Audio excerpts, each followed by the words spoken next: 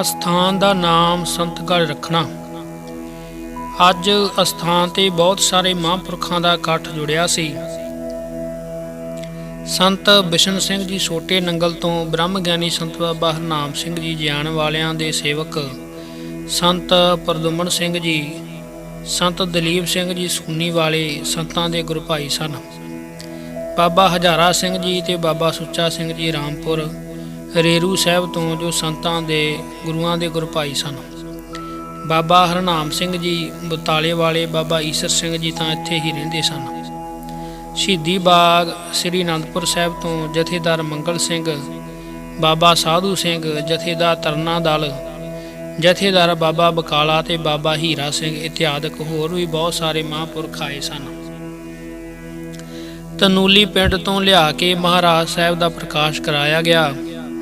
ਦੀਵਾਨ ਦੀ ਸਮਾਪਤੀ ਤੋਂ ਬਾਅਦ ਸਭਨਾਂ ਨੇ ਅਸਥਾਨ ਦਾ ਨਾਮ ਰੱਖਣ ਵਾਸਤੇ ਗੁਰਮਤਾ ਸੋਧਿਆ। ਕੋਈ ਬਾਬਾ ਕਰਮ ਸਿੰਘ ਜੀ ਤੇ ਕੋਈ ਬਾਬਾ ਆਇਆ ਸਿੰਘ ਜੀ ਤੇ ਕੋਈ ਹਜ਼ੂਰ ਦੇ ਨਾਮ ਤੇ ਸਥਾਨ ਦਾ ਨਾਮ ਰੱਖਣ ਦੀ ਦਲੀਲ ਦੇਵੇ। ਜਦੋਂ ਕੋਈ ਗੱਲ ਸਿਰੇ ਨਾ ਚੜੀ ਤਾਂ ਸਤਿਗੁਰਾਂ ਅੱਗੇ ਅਰਦਾਸ ਕਰਕੇ ਆਪੋ ਆਪਣੀਆਂ ਪਰਚੀਆਂ ਪਾਈਆਂ ਗਈਆਂ। ਜਿਹੜੀ ਪਰਚੀ ਬ੍ਰਹਮ ਗਿਆਨੀ ਸੰਤ ਬਾਬਾ ਜਵਾਲਾ ਸਿੰਘ ਤੇ ਸੰਤ ਬਾਬਾ ਈਸਰ ਸਿੰਘ ਜੀ ਨੇ ਪਾਈ ਸੀ, ਉਹ ਹੀ ਗੁਰੂ ਪਾਤਸ਼ਾਹ ਨੇ ਪ੍ਰਵਾਨ ਕੀਤੀ। ਜਦ ਪਰਚੀ ਨੂੰ ਖੋਲ੍ਹਿਆ ਤਾਂ ਉੱਪਰ ਡੇਰੇ ਦਾ ਨਾਮ ਸੰਤਗੜ੍ਹ ਲਿਖਿਆ ਵੇਖਿਆ। ਸੋ ਬਾਕੀ ਸਾਰੇ ਆਏ ਹੋਏ ਮਹਾਨ ਵਿਦਵਾਨਾਂ, ਗਿਆਨੀਆਂ, ਉਦਾਸੀ ਸਾਧੂਆਂ ਤੇ ਬ੍ਰਹਮ ਗਿਆਨੀ ਮਹਾਂਪੁਰਖਾਂ ਨੇ ਇਸੇ ਨਾਮ ਨੂੰ ਪ੍ਰਵਾਨ ਕਰਕੇ ਅਸਥਾਨ ਦਾ ਨਾਮ ਸੰਤਗੜ੍ਹ ਰੱਖਿਆ। ਇਤਨੇ ਨੂੰ ਤਨੂਲੀ ਪਿੰਡ ਤੋਂ ਮਹਾਰਾਜ ਦਾ ਸਰੂਪ ਲੈਣ ਵਾਸਤੇ ਸੰਗਤ ਆ ਗਈ। ਸਤਿਕਾਰ ਨਾਲ ਪੰਜਾਂ ਸਿੰਘਾਂ ਨੂੰ ਸੰਗਤ ਦੇ ਨਾਲ ਸਰੂਪ ਛੱਡ ਕੇ ਆਉਣ ਲਈ ਭੇਜ ਦਿੱਤਾ। ਫਿਰ ਮਾਈ ਰਾਧੋ ਨੇ ਬੇਨਤੀ ਕੀਤੀ ਕਿ ਆਪਣੇ ਨਗਰ ਇੱਕ ਸਰੂਪ ਆਪਣੇ ਡੇਰੇ ਵਿੱਚ ਹੈ। ਤਾਂ ਸੰਤਾਂ ਨੇ ਪੰਜਾਂ ਸਿੰਘਾਂ ਨੂੰ ਬਤਾਲੇ ਭੇਜਿਆ। ਉਹ ਕਾਰ ਵਿੱਚ ਸਰੂਪ ਲੈ ਆਏ ਅਤੇ ਪ੍ਰਕਾਸ਼ ਕੀਤਾ। ਸੰਤਾਂ ਦੀ ਕੁਟੀਆ ਜੋ ਚੋ ਦੇ ਕੰਢੇ ਚਾਂਦੀ ਵਰਗੇ ਚਮਕਦੇ ਕੱਕੇ ਰੇਤੇ ਦੇ ਬਣੀ ਸੀ। ਸੰਗਤ ਆਉਂਦੀ ਨਮਸਕਾਰ ਕਰਦੀ, ਬਚਨ ਸੁਣ ਕੇ ਆਪਣਾ ਜੀਵਨ ਸਫਲ ਕਰਦੀ। ਰੋਜ਼ ਵਾਂਗ ਭਾਈ ਕੇਰ ਸਿੰਘ ਅੰਮ੍ਰਿਤ ਵੇਲੇ ਸੁਖਮਨੀ ਸਾਹਿਬ ਦਾ ਪਾਠ ਕਰਦੇ ਅਤੇ ਬੰਤਾ ਸਿੰਘ ਇਸ ਦਾ ਭਰਾ ਕੀਰਤਨ ਦੀ ਸੇਵਾ ਕਰਦਾ। ਇੱਕ ਦਿਨ ਸਵੇਰੇ ਸੁਖਮਨੀ ਸਾਹਿਬ ਦਾ ਪਾਠ ਪ੍ਰਾਰੰਭ ਹੋਇਆ। ਅਜੇ 12 ਅਸ਼ਟਪਦੀਆਂ ਹੀ ਪੜ੍ਹੀਆਂ ਸਨ ਤਾਂ ਸੰਤਾਂ ਦੀ ਕੁਟੀਆ ਅੱਗੇ ਇੱਕ ਬੜਾ ਭਾਰਾ ਭਿਆਨਕ ਸ਼ੇਰ ਬੈਠਾ ਦੇਖਿਆ। ਇਹ ਸ਼ੇਰ ਭਾਈ ਮੇਹਰ ਸਿੰਘ ਨੇ ਵੇਖਿਆ, ਜੋ ਪਾਠ ਸਰਵਣ ਕਰ ਰਿਹਾ ਸੀ। ਇਸ ਨੇ ਜਦੋਂ ਸ਼ੇਰ ਨੂੰ ਵੇਖਿਆ ਤਾਂ ਬੜਾ ਭੈ ਭੀਤ ਹੋਇਆ। ਹਜੂਰ ਅੱਗੇ ਬੇਨਤੀ ਕੀਤੀ ਤਾਂ ਮਹਾਰਾਜ ਕਹਿਣ ਲੱਗੇ, ਮੇਹਰ ਸਿਆਂ ਡਰ ਨਾ, ਇਹ ਤਾਂ ਰੋਜ਼ ਹੀ ਆਪਣੇ ਭਲੇ ਵਾਸਤੇ ਸੁਖਮਨੀ ਸਾਹਿਬ ਦਾ ਪਾਠ ਸੁਣਨ ਆਉਂਦਾ ਹੈ ਤੇ ਇਸ ਵਕਤ ਹੀ ਸੰਗਤ ਦੇ ਆਉਣ ਤੋਂ ਪਹਿਲਾਂ ਜੰਗਲ ਵੱਲ ਚਲਾ ਜਾਂਦਾ ਹੈ। ਕਿਸੇ ਨੂੰ ਕੁਝ ਨਹੀਂ ਕਹਿੰਦਾ। ਆਪਣੀ ਤਾਮਸੀ ਜੂਨੀ ਦਾ ਭਲਾ ਕਰਾਉਣਾ ਚਾਹੁੰਦਾ ਹੈ। ਥੋੜੇ ਸਮੇਂ ਤੋਂ ਬਾਅਦ ਬਾਣੀ ਸੁਣ ਕੇ ਇਸ ਦਾ ਭਲਾ ਹੋ ਜਾਵੇਗਾ। ਗਰਮੀ ਦੇ ਮੌਸਮ ਵਿੱਚ ਸ਼ਾਮ ਦੇ ਬੀਤਣ ਮਗਰੋਂ ਕਾਫੀ ਰਾਤ ਗਈ ਤੋਂ ਠੰਡੇ ਰੇਤ ਤੇ ਇੱਕ ਮੋਰ ਖੰਭ ਖਿਲਾਰੀ ਬੈਠਾ ਸੀ। ਇਸ ਦੇ ਖੰਭਾਂ ਤੇ ਕਾਲਾ ਨਾਗ ਚੜ੍ਹਿਆ ਝੂਟੇ ਲੈ ਰਿਹਾ ਸੀ ਤੇ ਪਾਸ ਹੀ ਇੱਕ ਕੁੱਤਾ ਤੇ ਸਿਆਰ ਤੇ ਨਾਲ 5-7 ਹਿਰਨੀਆਂ ਆਪਣੇ ਬੱਚਿਆਂ ਸਮੇਤ ਖੇਡ ਰਹੇ ਸਨ। ਮਹਾਂਪੁਰਖਾਂ ਦੀ ਬੰਦਗੀ ਨੇ ਧਰਤੀ ਸਤੋਗੁਣੀ ਬਣਾ ਦਿੱਤੀ। ਇੱਕ ਦੂਜੇ ਦੇ ਵਿਰੋਧੀ ਜਾਨਵਰ ਵੀ ਵੈਰ ਭਾਵ ਵਿਸਾਰ ਕੇ ਇਸ ਬੈਕੁੰਠ ਦਾ ਆਨੰਦ ਮਾਣ ਰਹੇ ਸਨ। ਬੈਕੁੰਠ ਨਗਰ ਜਹਾਂ ਸੰਤ ਵਾਸਾ। ਇਉਂ ਮਹਾਂਪੁਰਖਾਂ ਦੇ ਪਾਵਨ ਅਸਥਾਨ ਤੇ ਜੀਵ ਜੰਤੂਆਂ ਤੇ ਵੀ ਪ੍ਰਭਾਵ ਪਿਆ ਤੇ ਉਹ ਵੀ ਨਿੱਜੀ ਸੁਭਾਅ ਵੈਰ ਭਾਵ ਨੂੰ ਭੁਲਾ ਕੇ ਸਤੋਗੁਣੀ ਬਣ ਗਏ। ਪੰਜਾਬ ਸਿੰਘ ਦੇ ਪਰਿਵਾਰ ਤੇ ਸੰਤਾਂ ਦੀ ਕਿਰਪਾ। ਭਾਈ ਪੰਜਾਬ ਸਿੰਘ ਗੁਰੂ ਘਰ ਦਾ ਪੂਰਨ ਸ਼ਰਧਾਲੂ ਤੇ ਸੇਵਾਦਾਰ ਸੀ। ਇੱਕ ਸੰਤ ਕੌਰ ਇਸ ਦੀ ਭੈਣ ਸੀ। ਇਸ ਦੇ 4 ਲੜਕੇ ਸਨ, ਭਾਈ ਕੇਰ ਸਿੰਘ, ਭਾਈ ਸੰਤਾ ਸਿੰਘ, ਭਾਈ ਸ਼ਿਵ ਸਿੰਘ ਤੇ ਭਾਈ ਮੇਹਰ ਸਿੰਘ। ਵੱਡੇ ਫੌਜ ਵਿੱਚ ਨੌਕਰੀ ਕਰਦੇ ਸਨ ਤੇ ਕੇਰ ਸਿੰਘ ਰਸਾਲੇ ਵਿੱਚ ਨੌਕਰ ਸੀ। ਉਹ ਕੁਝ ਸਮਾਂ ਨੌਕਰੀ ਕਰਕੇ ਨਾਮ ਕਟਵਾ ਕੇ ਘਰ ਆ ਗਿਆ। ਫਿਰ ਬੰਤਾ ਸਿੰਘ ਛੁੱਟੀ ਆਇਆ ਤੇ ਮਹਾਰਾਜ ਪਾਸ ਅਰਜ਼ ਕੀਤੀ ਕਿ ਮਹਾਰਾਜ ਮੇਰਾ ਵੀ ਨਾਂ ਕਟਵਾ ਦਿਓ। ਡੇਰੇ ਦੀ ਸੇਵਾ ਕਰਨ ਨੂੰ ਮਨ ਚਾਹੁੰਦਾ ਹੈ। ਸੰਤ ਜੀ ਮਹਾਰਾਜ ਨੇ ਬਚਨ ਕਰ ਦਿੱਤਾ। 2 ਮਹੀਨਿਆਂ ਪਿੱਛੋਂ ਉਸ ਦਾ ਨਾਮ ਹੀ ਕੱਟਿਆ ਗਿਆ। ਡੇਰੇ ਆ ਕੇ ਰੋਜ਼ ਕੀਰਤਨ ਦੀ ਸੇਵਾ ਕਰਦਾ ਸੀ। ਪਹਿਲਾਂ ਪਲਟਨ ਵਿੱਚ ਵੀ ਕੀਰਤਨ ਕਰਿਆ ਕਰਦਾ ਸੀ। ਨਾਮ ਦੀ ਮਸਤੀ ਚੜ੍ਹੀ ਰਹਿੰਦੀ, ਆਪਣੇ ਆਪ ਹੀ ਸ਼ਬਦ ਬੋਲੀ ਜਾਂਦਾ। ਘਰ ਵਾਲਿਆਂ ਨੇ ਪਾਗਲ ਹੋਇਆ ਸਮਝ ਕੇ ਸੰਗਲ ਨਾਲ ਬੰਨ੍ਹ ਕੇ ਘਰੇ ਰੱਖਿਆ ਤਾਂ ਕਿ ਕਿਸੇ ਨੂੰ ਤੰਗ ਨਾ ਕਰੇ।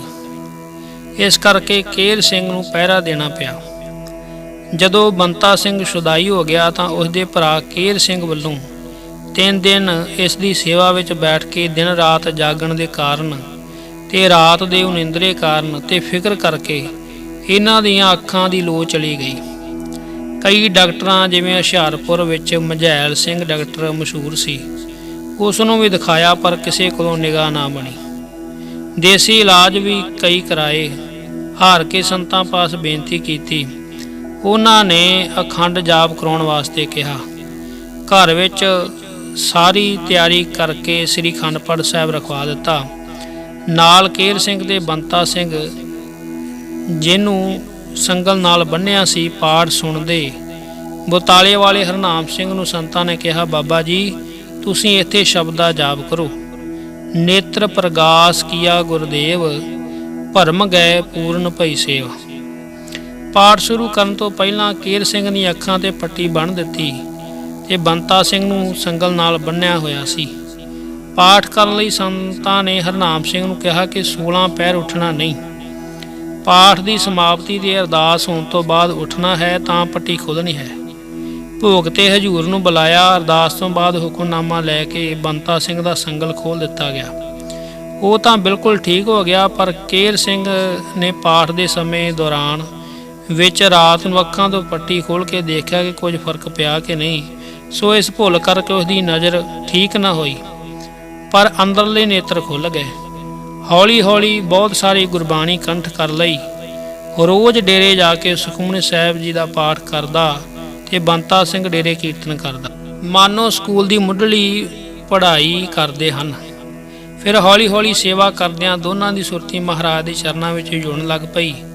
ਇਹਨਾਂ ਦੀ ਅਣਥੱਕ ਸੇਵਾ ਨੂੰ ਜਾਣ ਕੇ ਸੰਤ ਮਹਾਰਾਜ ਜੀ ਨੇ ਆਪਣੀਆਂ ਪੂਰਨ ਖੁਸ਼ੀਆਂ ਬਖਸ਼ ਦਿੱਤੀਆਂ। ਸੰਤਾਂ ਦੀ ਕਿਰਪਾ ਨਾਲ ਫਿਰ ਭਾਈ ਕੇਰ ਸਿੰਘ ਦੇ 2 ਪੁੱਤਰ ਹੋਏ।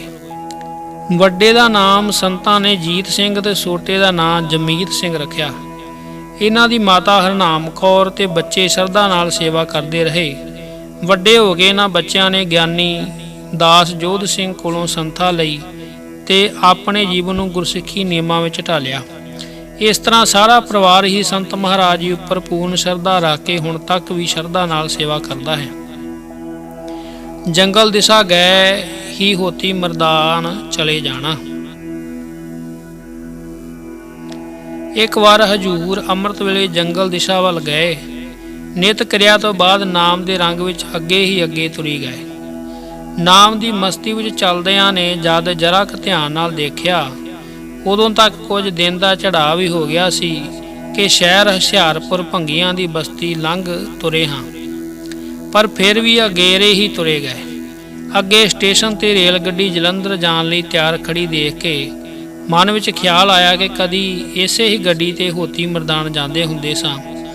ਹੋਤੀ ਮਰਦਾਨ ਦਾ ਪਿਆਰਾ ਨਾਂ ਦਿਮਾਗ ਵਿੱਚ ਆਉਂਦਿਆਂ ਹੀ ਮਨ ਨੇ ਉਛਾਲਾ ਖਾਧਾ ਤੇ ਆਪਣੇ ਗੁਰਦੇਵ ਦੇ ਸੱਚੇ ਪ੍ਰੇਮ ਵਿੱਚ ਮਗਨ ਹੋਏ ਗੱਡੀ ਵਿੱਚ ਬੈਠ ਕੇ ਹੋਤੀ ਮਰਦਾਨ ਪਹੁੰਚ ਗਏ।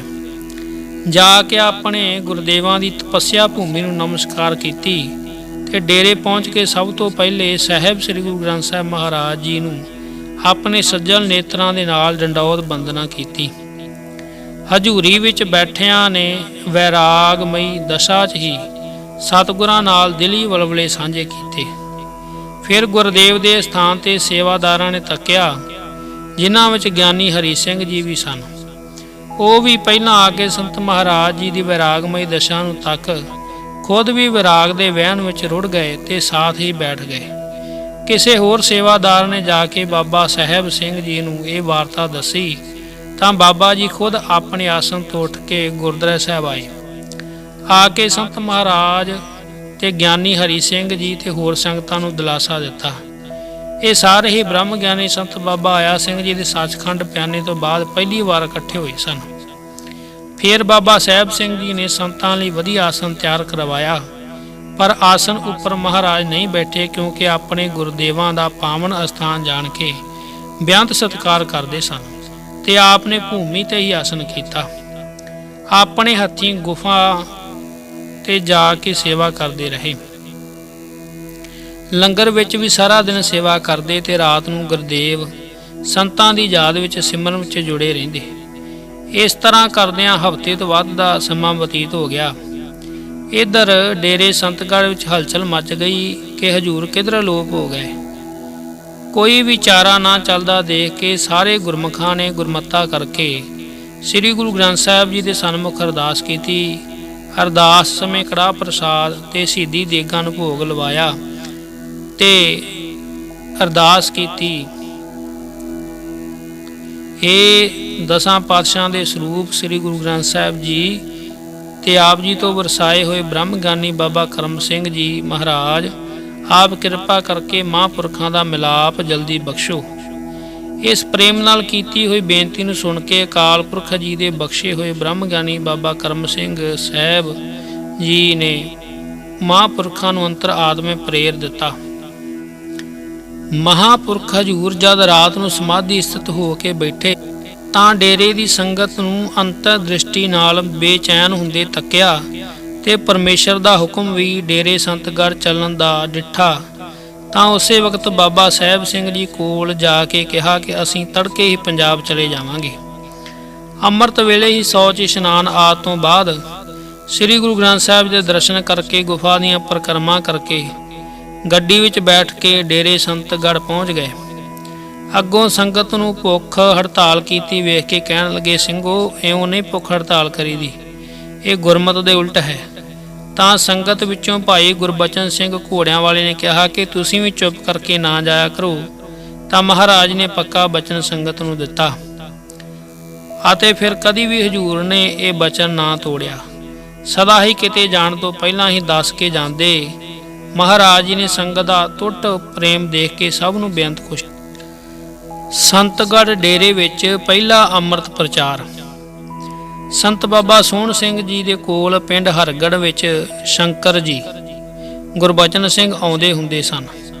ਇੱਕ ਵਾਰ ਸੰਤ ਸੋਹਣ ਸਿੰਘ ਜੀ ਹਜੂਰ ਕੋਲ ਡੇਰੇ ਸੰਤਗੜ੍ਹ ਇਹਨਾਂ ਨੂੰ ਨਾਲ ਲੈ ਕੇ ਆਏ ਤੇ ਡੇਰੇ ਵਿੱਚ ਕੁਝ ਦਿਨ ਰਹਿੰਦਿਆਂ ਸ਼ੰਕਰ ਜੀ ਉੱਪਰ ਹਜੂਰ ਦਾ ਐਸਾ ਪ੍ਰਭਾਵ ਪਿਆ ਕਿ ਉਹਨਾਂ ਦਾ ਮੋੜ ਜਾਣ ਦਾ ਚਿੱਤ ਹੀ ਨਾ ਕੀਤਾ। ਡੇਰੇ ਵਿੱਚ ਹੀ ਟਿਕ ਗਏ। ਸੰਤ ਸੋਹਣ ਸਿੰਘ ਮੁੜ ਗਏ ਤੇ ਸ਼ੰਕਰ ਜੀ ਡੇਰੇ ਵਿੱਚ ਤਨ ਮਨ ਧਨ ਨਾਲ ਸੇਵਾ ਕਰਨ ਲੱਗ ਪਏ। ਕੁਝ ਸਮਾਂ ਪਾ ਕੇ ਮਹਾਰਾਜ ਜੀ ਨੇ ਡੇਰੇ ਸੰਤਗੜ੍ਹ ਵਿੱਚ ਪਹਿਲੀ ਵਾਰ ਅੰਮ੍ਰਿਤ ਦਾ ਬਾਟਾ ਤਿਆਰ ਕੀਤਾ। ਇਸ ਸਮੇਂ ਅੰਮ੍ਰਿਤ ਦੇ ਭਲਾਕੀ ਸੱਜਣਾ ਵਿੱਚ ਭਾਈ ਸ਼ੰਕਰ ਜੀ, ਭਾਈ ਇੰਦਰ ਸਿੰਘ ਜੀ, ਭਾਈ ਉਜਾਗਰ ਸਿੰਘ, ਭਾਈ ਆਨੰਦ ਸਿੰਘ, ਭਾਈ ਰਤਨ ਸਿੰਘ ਤੇ ਹੋਰ ਵੀ ਕੁਝ ਸਰੀਰ ਸਨ ਜੋ ਡੇਰੇ ਵਿੱਚ ਥੋੜ੍ਹੀ ਦੇਰ ਰਹੇ, ਫਿਰ ਸਰੀਰ ਤਿਆਗ ਗਏ। ਇਹਨਾਂ ਸੱਜਣਾ ਦਾ ਅੰਮ੍ਰਿਤ ਛਕਣ ਉਪਰੰਤ ਨਾਮ ਤਬਦੀਲ ਕੀਤਾ ਗਿਆ, ਜੈਸੇ ਕਿ ਭਾਈ ਸ਼ੰਕਰ ਦਾ ਨਾਮ ਗੁਰਬਚਨ ਸਿੰਘ ਰੱਖਿਆ ਗਿਆ, ਉਜਾਗਰ ਸਿੰਘ ਦਾ ਨਾਮ ਮੇਹਰ ਸਿੰਘ, ਨੰਦ ਜੀ ਦਾ ਨਾਮ ਰਣ ਸਿੰਘ ਜੀ ਆਦਿਕ। ਇਸੇ ਡੇਰੇ ਵਿੱਚ ਪਹਿਲੀ ਵਾਰ ਸੰਤ ਮਹਾਰਾਜ ਨੇ ਅੰਮ੍ਰਿਤ ਸੰਚਾਰ ਕਰਵਾਇਆ। ਜਿਤਨੇ ਸਿੰਘਾਂ ਨੇ ਅੰਮ੍ਰਿਤ ਛਕਿਆ ਸਭ ਦੇ ਹੀ ਜੀਵਨ ਬਦਲ ਗਏ।